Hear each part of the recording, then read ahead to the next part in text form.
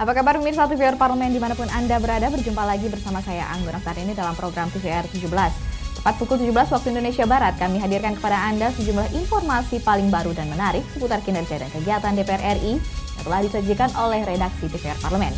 Dan inilah TVR 17 edisi Jumat 27 Mei 2022.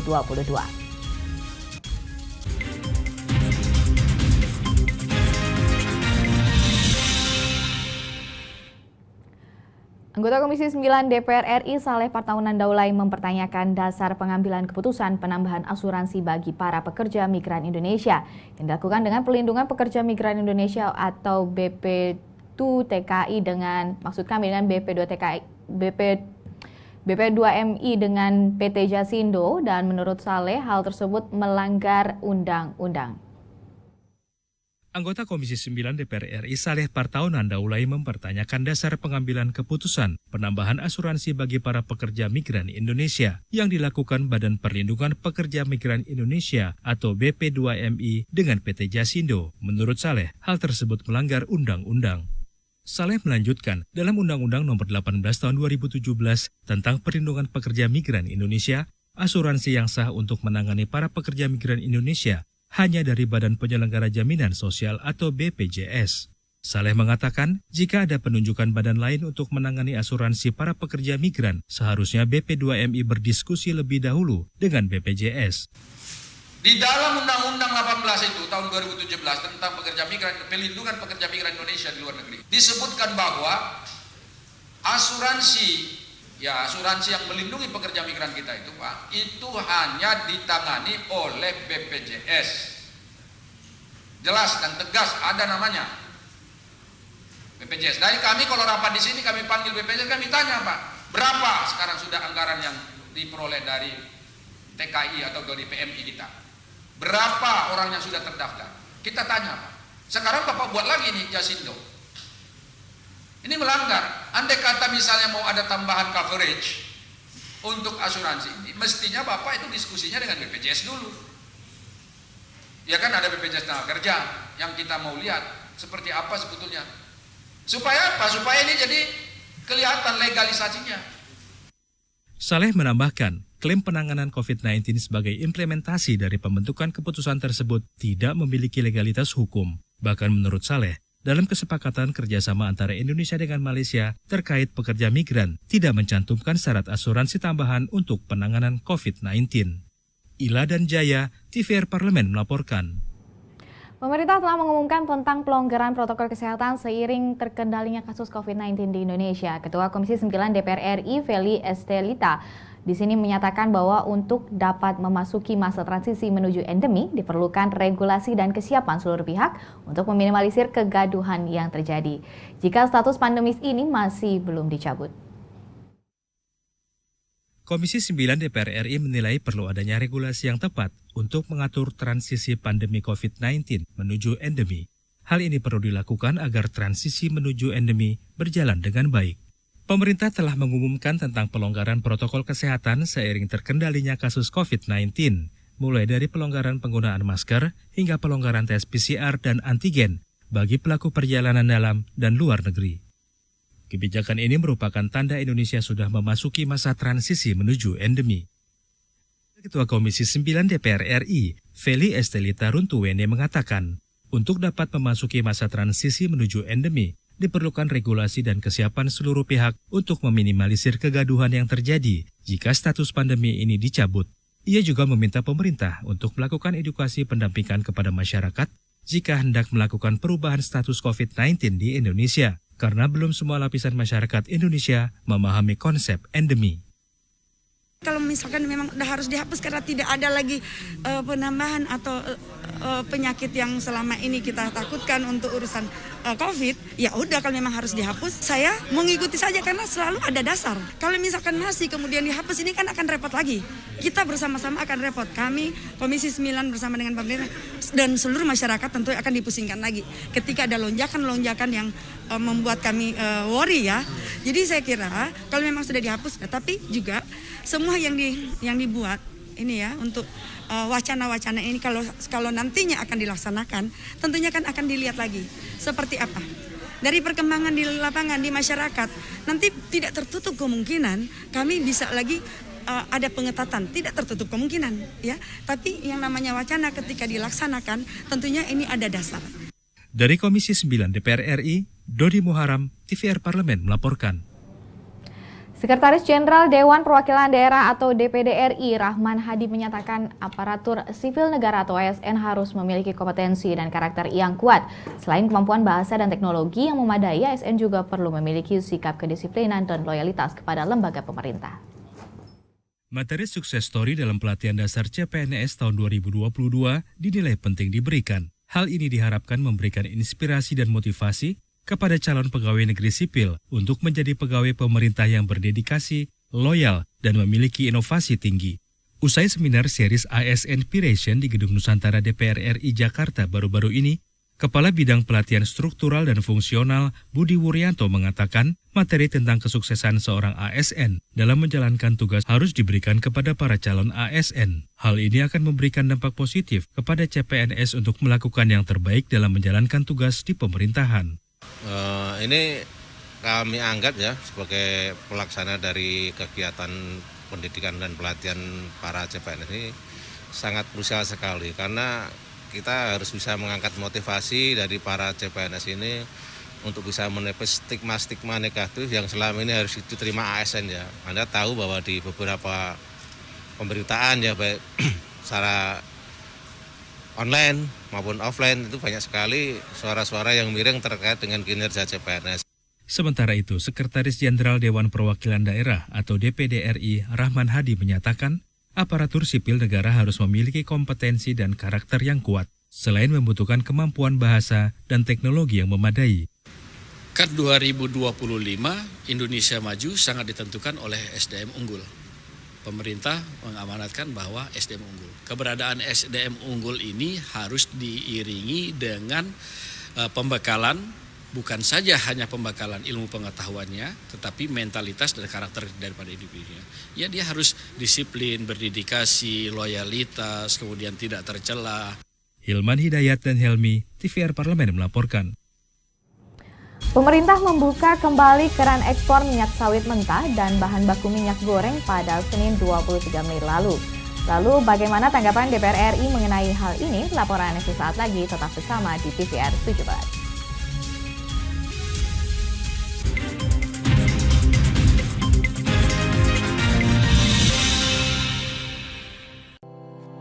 Tugas dan fungsi DPR RI sangat penting bagi negeri ini sebagai pengemban amanat rakyat.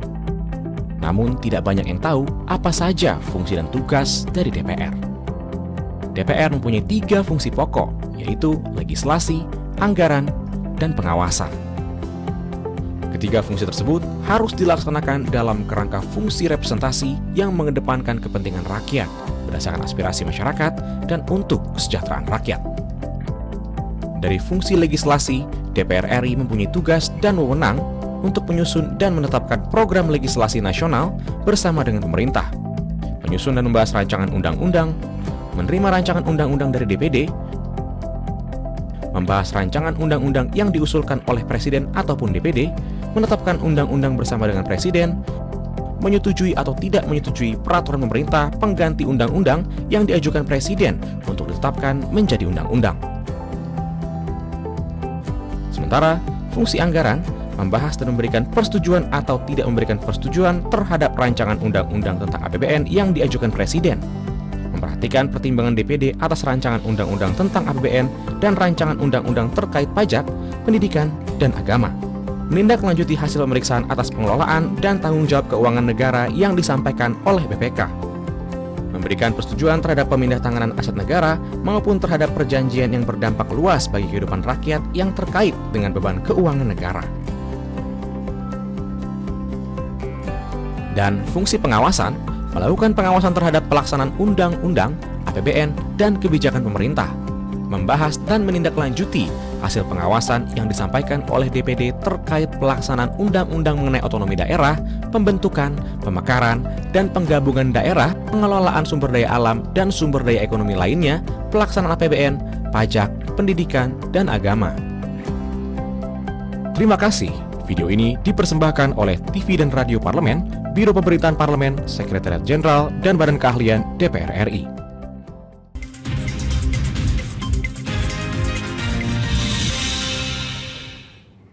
Kembali di TVR 17, keputusan membuka kembali ekspor CPO dan minyak goreng diambil pemerintah setelah memperhatikan kondisi pasokan dan harga minyak goreng saat ini, serta mempertimbangkan para tenaga kerja dan petani di industri sawit.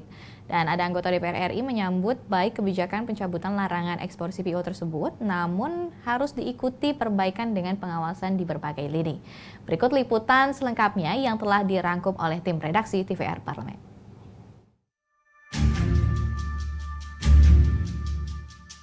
Menindaklanjuti kebijakan pencabutan larangan sementara ekspor CPO, Kementerian Perdagangan menerbitkan Permendak Nomor 30 Tahun 2022. Pengaturan kembali ekspor CPO tetap berpegang pada prinsip kebutuhan CPO dalam negeri dan keterjangkauannya merupakan hal utama. Permendak tersebut juga menegaskan eksportir harus memiliki dokumen persetujuan ekspor sebagai syarat mengekspor CPO dan produk turunannya. Di Gedung Nusantara 1 DPR RI, anggota Komisi 6 DPR RI Idris Laina menekankan pemerintah harus konsisten memperketat aturan Domestic Market Obligation atau DMO yang harus dipenuhi pengusaha dan pabrik CPO. DMO CPO telah terpenuhi, barulah pengusaha boleh mengekspor CPO-nya. Pengawasan terhadap pemberi izin ekspor CPO juga perlu diperketat. Tanggung jawab pemerintah untuk mengawasi pelaksanaan tanggung jawab market obligation dari setiap pabrik itu. Jadi kalau kebutuhan kita di dalam negeri sekian persen, itu harus dilaksanakan. Jangan seperti kemarin. Jadi ada beberapa yang kemudian diproses secara hukum karena seharusnya tidak boleh ekspor melebihi, harus ada 20% yang mereka sisihkan untuk DMO, tetapi mereka tidak laksanakannya. Anggota Komisi 6 DPR RI, Rudi Bangun, juga menekankan masalah pengawasan terhadap pengaturan CPO untuk kebutuhan dalam negeri dan untuk diekspor pasca ekspor CPO dibuka kembali. Presiden harus memantau kinerja menteri yang mengurus perdagangan dan izin ekspor CPO dan minyak goreng. Penerapan DMO yang harus dipenuhi pengusaha dan pabrik CPO harus diutamakan agar ketersediaan dan harga minyak goreng di dalam negeri tetap terjaga sehingga tidak merugikan masyarakat. Mereka mengekspor kuota yang untuk domestik dihabiskan diekspor dengan izin dari kementerian. Jika itu izin tidak diberikan, kuotanya untuk Indonesia cukup. Setelah dicabut tentunya kalau DMO tadi, harga domestik dan stok domestik ada, harga kan relatif stabil. Kalau stok itu nggak dilarikan ekspor. Secara terpisah, anggota Komisi 6 DPR RI Hilmi mengatakan, selain pengawasan, pemerintah harus memperbaiki sistem distribusi CPO dan produk turunannya. Pemerintah sebaiknya melakukan pengkajian secara menyeluruh dan solusi terbaik untuk masalah minyak goreng, sehingga tidak ada lagi kebijakan pelarangan ekspor CPO dan petani sawit maupun masyarakat umum tidak menjadi korban. Barang kita ini kan banyak, tapi pengawasan dan sistem distribusi ini yang harusnya kita lakukan yang secara yang benar. Ada apa? Ada permainan apa di tingkat distribusi ini? Itu yang harus dicari. Dan kalau ada penyelewengan, ya ada tindakan secara hukum yang tegas. Pada kesempatan berbeda, Ketua Komisi 7 DPR RI, Sugeng Suparwoto juga menegaskan, negara harus mengatur ketersediaan CPO untuk kebutuhan dalam negeri dan untuk diekspor, serta menerapkan Domestic Price Obligation atau DPO CPO untuk kepentingan minyak goreng dalam negeri. Penerapan DMO dan DPO seharusnya secara konsisten sejak awal, sehingga tidak terjadi kelangkaan stok dan mahalnya harga minyak goreng dalam negeri. Menurut Sugeng, kebijakan DMO CPO bisa mencontoh penerapan DMO batubara untuk kebutuhan energi dalam negeri. DMO sebesar apa? Sebesar kebutuhan nasional. Dengan ditetapkan harga sekian, silahkan sisanya ekspor. Misalnya DMO diputuskan misalnya 30%, dibayar dengan atau dibeli dengan harga tertentu.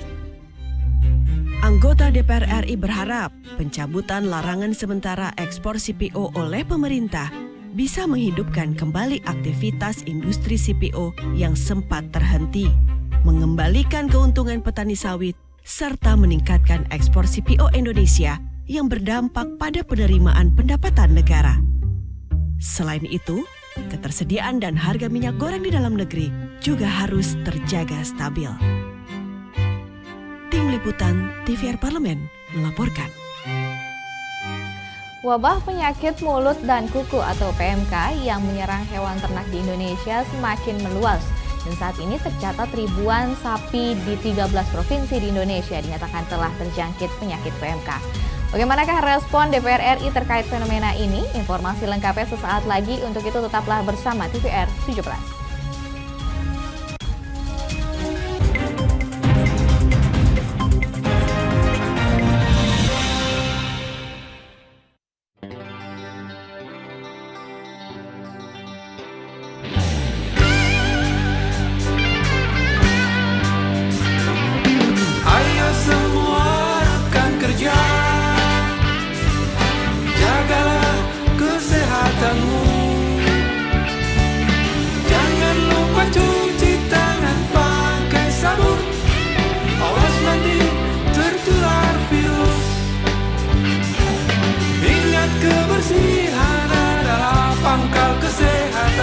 Kebersihan juga sebagian dari iman. Cuci tanganmu, jaga jarakmu, dan jangan lupa pakai maskermu agar terhindar dari virus. Jagalah diri kita, teman dan keluarga kita, bersama kita pasti bisa. Bersama kita pasti bisa. Bersama kita pasti bisa.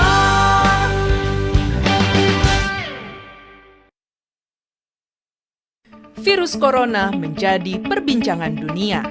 Beberapa negara sudah terjangkit. Ribuan orang di Indonesia terkena virus ini. Kita perlu antisipasi dengan melakukan hal berikut. Cuci tangan dengan sabun dan antiseptik. Gunakan masker atau penutup mulut saat bersin dan batuk. Masak telur dan daging hingga matang. Hindari kontak dengan hewan.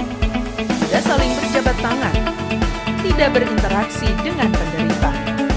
Jika memiliki demam tinggi, batuk, pilek, gangguan pernafasan, sakit tenggorokan, dan letih lesu, segera periksakan ke dokter. Waspada virus corona, cegah penyakit sejak dini. Dipersembahkan oleh TVR Parlemen, Biro Pemberitaan Parlemen, Sekjen dan DK DPR RI.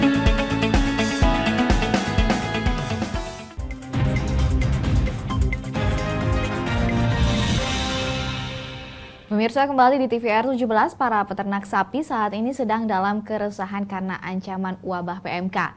Sebab wabah ini datang di saat publik akan merayakan Hari Raya Idul Adha dan sapi menjadi komoditas ternak yang digemari oleh masyarakat untuk dijadikan sebagai hewan kurban.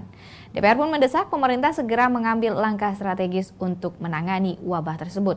Untuk lebih lengkapnya berikut laporan dari rekan kami Alfat Rizky dengan anggota Komisi 4 DPR RI.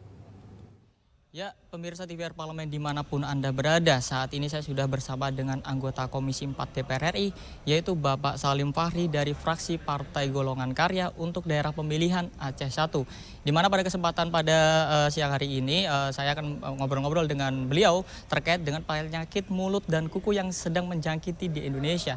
Pak, bagaimana nih Pak terkait dengan penyakit mulut atau PMK ini? Padahal ini menjelang Idul Adha juga Pak, untuk solusinya seperti apa Pak? Beberapa hari yang lalu kita sudah melaksanakan rapat Raker dengan Kementerian Kementan. Dalam rapat tersebut kita bahas masalah bagaimana menanggulangi yang merebak sekarang masalah penyakit PMK. Seperti yang sudah kita ketahui, ada 2 provinsi sudah yang dikeluarkan oleh Kementan terdampak wabah PMK, yaitu Jawa Timur dan Aceh. Dalam pembahasan tersebut, beberapa masukan dari anggota Komisi 4, begitu juga respon dari Kementan, kita selalu menekan untuk menghadapi Lebaran Idul Adha ini yang seyogianya disinilah para petani ternak mengharapkan agar ternaknya bisa laku untuk disembelih dalam acara Hari Raya Kurban. Dan Bapak Menteri sudah memastikan untuk kebutuhan ternak di Hari Raya Kurban ini, beliau sudah menjamin bahwa itu tidak akan ada wabah, tidak ada akan yang namanya ternak yang kena penyakit PMK.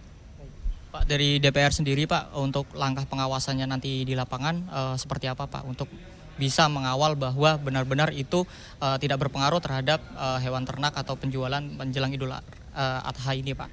Sudah jelas lah kita sebagai mitra Komisi 4 ini aja langkah awal. Kita memanggil kementerian dalam rapat kerja untuk mengantisipasi masalah penyakit PMK ini. Insyaallah dalam waktu dekat Komisi 4 juga terjun ke lapangan untuk melihat ke lapangan bahwa apa yang dikatakan oleh Bapak Menteri Pertanian tersebut dapat dibuktikan dengan apa yang diungkapkan dalam Raker. Nah, untuk terkait temuan-temuan di lapangan itu seperti apa Pak? Mungkin pemirsa yang ada di manapun berada juga perlu mungkin tahu terkait kondisi di lapangan itu seperti apa Pak? Sudah tentu kita mungkin meninjau ke kandang, ke pasar, ataupun ke tempat pajak pemotongan hewan. Apakah benar penyakit ini? Dan kita yakin dengan keterangan daripada kementerian, ini dapat kita lakukan dengan sebaik-baiknya untuk menghindari wabah penyakit PMK, khususnya untuk menghadapi Hari Raya Kurban ini. Ini kan untuk menghadapi Hari Raya Kurban.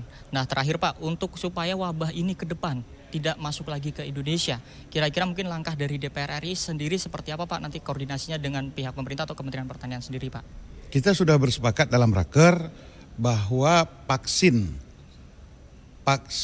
untuk wabah PMK ini, dan kementerian sudah berjanji insya Allah vaksin dalam negeri 4 bulan ini sudah ada dan sudah mencukupi. Dan dalam kesimpulan rapat sudah kita masukkan bahwa vaksin ini tidak akan kita import. Vaksin dalam negeri karena ada sudah disanggupi oleh dari pihak Kementerian Pertanian. Baik, berarti vaksinnya saat ini sudah ada dan sudah disiap didistribusikan atau belum Pak? Untuk menghadapi darurat ini vaksinnya belum ada. Dan Juni kedua ini mungkin masih ada vaksin yang kita impor karena ini dalam keadaan darurat. Yang kita maksud untuk kedepannya vaksin ini nanti kita sesuaikan dengan penyakit PMK yang ada di Indonesia ini. Maka kita bersepakat vaksinnya vaksin dari dalam negeri. Pak, berarti harapannya supaya vaksin ini cepat bisa diproduksi di dalam negeri, kemudian vaksin ini bisa segera didistribusikan ya Pak ya? Ya betul, Pak, kalau ini tidak secepatnya ini kan bisa wabahnya ini nanti bisa sekarang sudah 15 provinsi, kalau tidak salah 80 sekian kabupaten kota. Kita kan untuk menutup menghempang jaringan supaya jangan wabah ini harus dilaksanakan vaksin. Terima kasih Bapak Salim Fahri atas waktunya. Baik pemirsa, itulah tadi bincang-bincang saya dengan salah satu anggota Komisi 4 DPR RI terkait dengan penyakit PMK yang saat ini sedang menjangkiti hewan ternak di Indonesia. Terima kasih atas perhatian Anda, kembali ke studio. Sesaat lagi kami hadirkan kepada Anda sorotan media nasional seputar DPR RI usai jeda, tetap di TVR 17.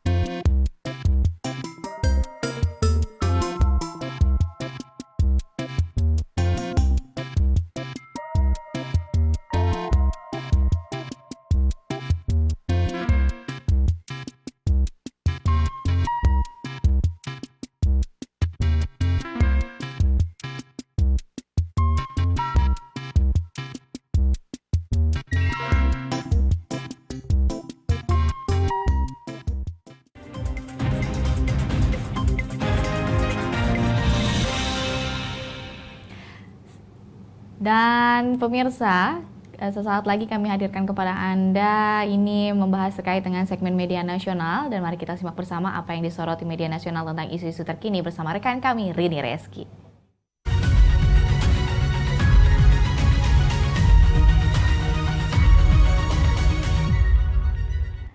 Baik, terima kasih Anggun. Dan pemirsa TVR Parlemen, mari kita bahas apa saja nih yang menjadi headline media online pada hari ini.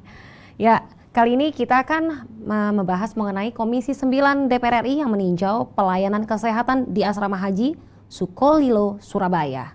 Kita bisa lihat di sini di beberapa media yang ada di belakang saya di layar kaca. Di sini Wakil Ketua Komisi 9 DPR RI, Nihayatul Wafiroh meninjau Asrama Haji Sukolilo, Surabaya dalam rangka pengawasan pelayanan kesehatan jemaah haji tahun 2022, dan Nihayatul mengatakan Asrama Haji Sukolilo sebelumnya menjadi tempat untuk karantina dan sudah 2 tahun nih tidak dipakai untuk embarkasi haji. Maka harus dipastikan kondisinya bersih dan juga layak. Di sini juga Nihayatul menilai persiapan kesehatan terhadap calon jemaah haji tidak boleh sembarangan. Terdapat 3 syarat perjalanan haji dari pemerintah Arab Saudi yang harus terpenuhi, yaitu syarat vaksinasi COVID-19 minimal vaksin lengkap dan PCR 72 jam sebelum keberangkatan, dan juga syarat maksimal umur di bawah 65 tahun. Di sini juga Nihayatul mengusulkan Asrama Haji Sukolilo menyediakan tempat swab PCR agar menjadi solusi apabila ada jemaah haji yang terkendala melakukan swab ketika berangkat dari daerah asalnya dan juga membutuhkan swab PCR kembali. Itu dia. Karena ini sudah masuk musim haji ya, jadi kita harus benar-benar mempersiapkannya secara matang. Ya, selanjutnya yang juga menjadi headline media online pada hari ini adalah Ketua DPR RI Puan Maharani bertemu dengan Presiden Majelis Umum PBB. Singgung perlindungan terhadap perempuan. Kita bisa juga lihat di layar kaca dari beberapa media yang terbit pada hari ini. Di sini Ketua DPR RI Puan Maharani telah melakukan pertemuan bilateral dengan Presiden Majelis Umum Perserikatan Bangsa-Bangsa atau PBB Abdulillah Syahid. Dalam pertemuan ini membahas sejumlah isu global termasuk tentang perlindungan terhadap perempuan. Di sini juga Puan menyampaikan harapannya agar sidang Majelis Umum PBB di bawah kepemimpinan Abdulillah Syahid dapat menjawab berbagai tantangan dunia yang sedang menghadapi krisis multidimensi. Di sini juga dari krisis terkait pandemi COVID-19, ekonomi dan inflasi, perubahan iklim, dan juga pangan, energi, dan ketegangan geopolitik. Dalam kesempatan tersebut, isu pemberdayaan perempuan dan kesetaraan gender turut dibahas. Dan juga Puan menegaskan Indonesia memiliki komitmen yang kuat terhadap isu-isu perempuan. Puan juga menyinggung bagaimana perjuangan Indonesia membuat berbagai kebijakan dan juga produk hukum untuk mendukung perempuan. Dan salah satunya dengan pengesahan Undang-Undang Tindak Pidana Kekerasan Seksual atau UU TPKS sebagai dukungan bagi perlindungan perempuan yang banyak menjadi korban kekerasan seksual. Di sini juga Puan berharap komitmen Indonesia terhadap perlindungan perempuan mendapat dukungan di tingkat internasional. Baik pemirsa, itu tadi headline media online pada hari ini yang saya sampaikan untuk Anda mengenai Komisi 9 DPR RI yang meninjau persiapan pelayanan kesehatan di Asrama Haji Sukolilo, Surabaya, dan juga Ketua DPR RI Puan Maharani yang perjuangkan perlindungan perempuan di hadapan Presiden Majelis Umum. Saya undur diri, kembali ke rekan Andu.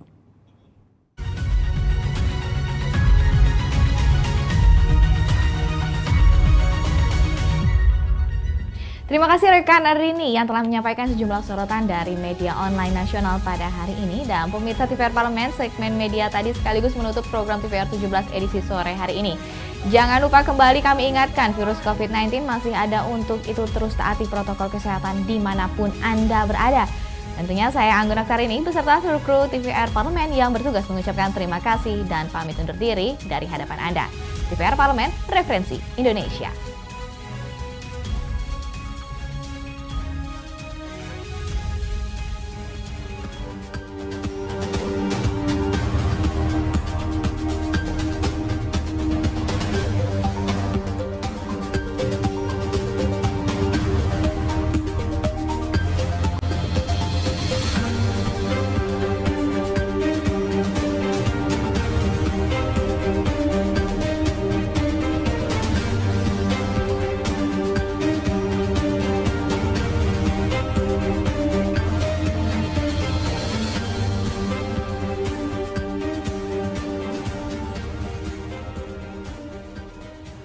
Badan Akuntabilitas Keuangan Negara atau